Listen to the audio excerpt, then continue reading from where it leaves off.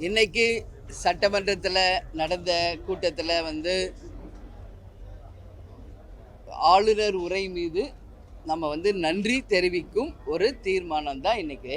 அதே மாதிரி மேகதாதுவில் அணை கட்டுவதை ஒட்டுமொத்தமாக சட்டமன்ற உறுப்பினர்களும் ஒரு மனதாக ஏற்றுக்கொண்டு அந்த தீர்மானம் வெகு சிறப்பாக வெற்றிகரமாக முடிக்கப்பட்டிருக்கிறது.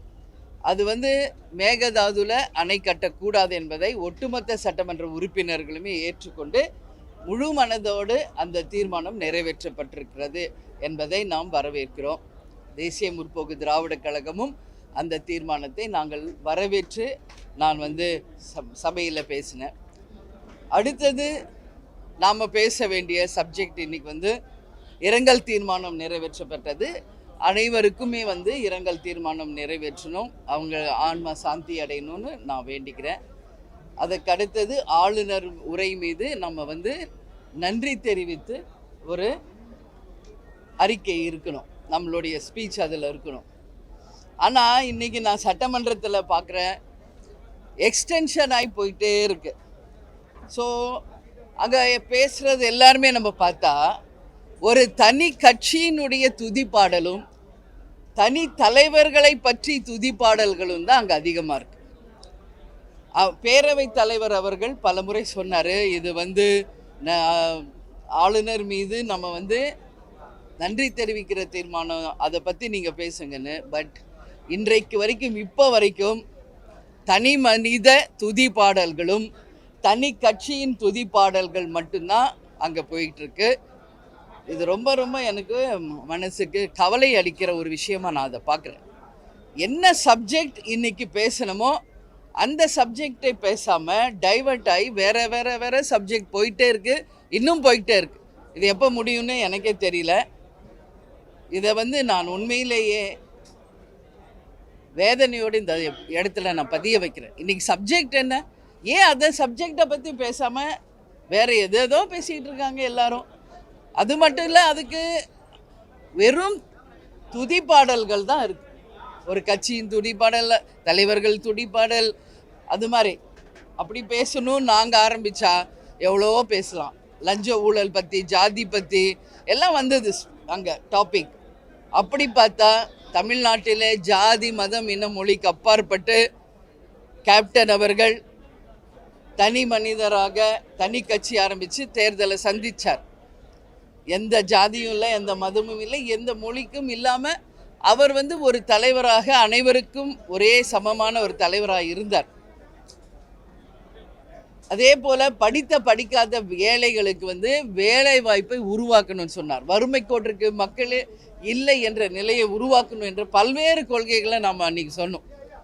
ஸோ இந்த மாதிரி ஒரு கட்சியும் அவங்கவுங்க பெருமையும் அவங்கவுங்க கட்சி தலைவர் பெருமையும் பேசுகிறதுக்கு இந்த சட்டமன்றத்தை நாம் பயன்படுத்திக்கிட்டால் இது நிச்சயமாக எனக்கு தெரிஞ்சு இது ஒரு நல்ல எடுத்துக்காட்டாக எனக்கு படலை. இன்றைக்கி இப்போ வரைக்கும் அதான் அங்கே போயிட்டுருக்கு. ஸோ அதனால் அவைத்தலைவருக்கு நான் வணக்கம் சொல்லிட்டது நான் வந்திருக்கேன். நிச்சயமாக ஆரோக்கியமான ஒரு விவாதங்களாக இருக்க வேண்டும். அன்னைக்கு என்ன சப்ஜெக்டோ அந்த சப்ஜெக்டுக்குரிய விவாதமாக இருந்தால் அனைவராலும் வரவேற்கப்படும் என்பதை இந்த நேரத்தில் நான் பதிய வைக்கிறேன்.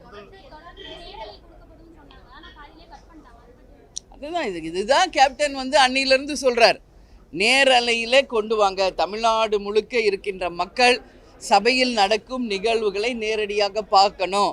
இன்றைக்கி அப்போ தான் மக்களுக்கு தெரியும். இப்போது இங்கே நான் இதையும் இன்றைக்கி பதிய வச்சேன். இன்றைக்கி இந்த சபை நடக்கிறது யாருடைய பணத்தில்? மக்கள் வரி பணத்தில் தான் இங்கே சட்டசபையே நடக்குது. ஒரு கூட்டமும் இங்கே அது மக்கள் வரி பணத்தில் நடக்குது. அப்போ மக்கள் இங்கே நேரலையில் இந்த நிகழ்வை பார்க்கறதுல என்ன தவறு என்பதை தான் இன்னைக்கு கேட்டார். ஒரு ஆளுங்கட்சி பக்கம் மட்டும் நீங்கள் நேரலை பண்ணுறீங்களே, ஒட்டுமொத்தமாக சமமாக நீங்கள் நேரலை பண்ணுங்கன்னு கேட்டார். பண்ணுறோம் அப்படின்னு அன்றைக்கி அவைத்தலைவர் சொன்னார். ஆனால் நீங்கள் பத்திரிகையாளர்கள்லாம் கேட்குறீங்க, நேரலையில் முழுவதுமான நிகழ்வுகள் வரவில்லை என்பதை நீங்கள் சொல்கிறீங்க. இதை நிச்சயமாக அவைத்தலைவருடைய கவனத்திற்கு நான் கொண்டு செல்வேன் என்பதை மீண்டும் இந்த நேரத்தில் எதுங்க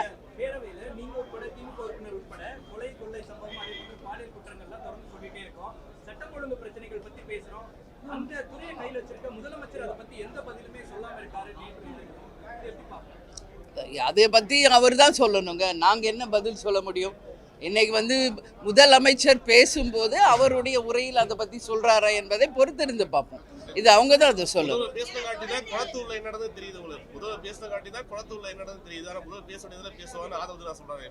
அது ஆதவ அர்ஜுன்ட்டு நீங்கள் கேளுங்க. மற்றவங்க பேசுனதை பற்றி தயவு செஞ்சு என்கிட்ட கேட்காதீங்க. என்ன மக்களை பற்றி நாட்டுக்கு பற்றி பொதுவானதை பற்றி என்கிட்ட கேட்க. ஒவ்வொரு இண்டிவிஜுவல் பர்சன் ஒவ்வொன்று சொல்லுவாங்க. அதுக்கெல்லாம் பதில் நான் எப்பவும் சொல்ல மாட்டேன்.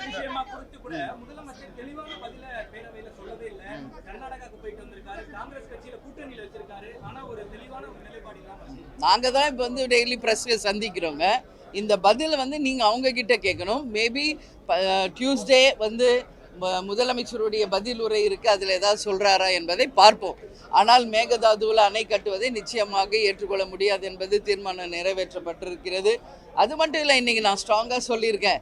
எப்போ பார்த்தாலும் தமிழ்நாடு மட்டும் மற்ற எல்லா ஸ்டேட்டுக்கிட்டையும் கேட்டுக்கிட்டே இருக்கணுமா? கேட்டுக்கிட்டே இருக்கணும். இதுக்கு என்ன தீர்வு?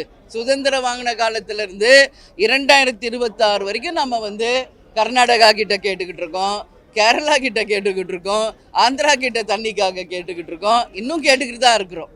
அதே மாதிரி மீனவர்கள் பிரச்சனைக்கு இலங்கையில் கேட்டுக்கிட்டு இருக்கோம், பேசிக்கிட்டு இருக்கோம். இதே தான் நடந்துக்கிட்டு இருக்கு. என்ன தீர்வுன்னு தான் தெரியலன்றதை நான் இன்னைக்கு பதிய வச்சேன். காட்சிகள் தான் மாறுது, ஆட்சிகள் தான் மாறுது, எந்த காட்சிகள் மாறலை. இதான் உண்மை.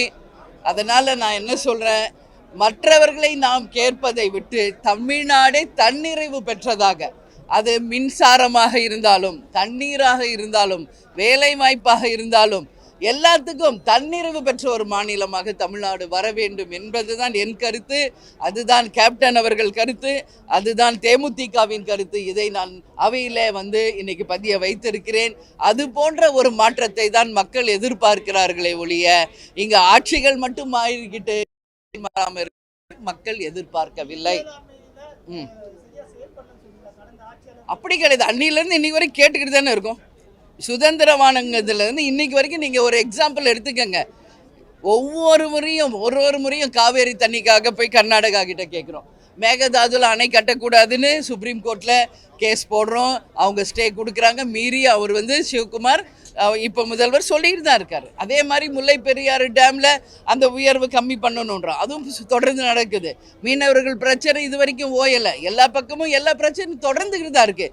அலைகள் ஓய்வதில்லை என்பது போல் தமிழக மக்களின் பிரச்சனைகளுக்கும் ஓய்வில்லை. இதைத்தான் மாறணும். தன்னிறைவு பெற்ற ஒரு மாநிலமாக தமிழகம் இருக்கணும் அப்படின்னு தான் இன்றைக்கி நான் பேசியிருக்கேங்க.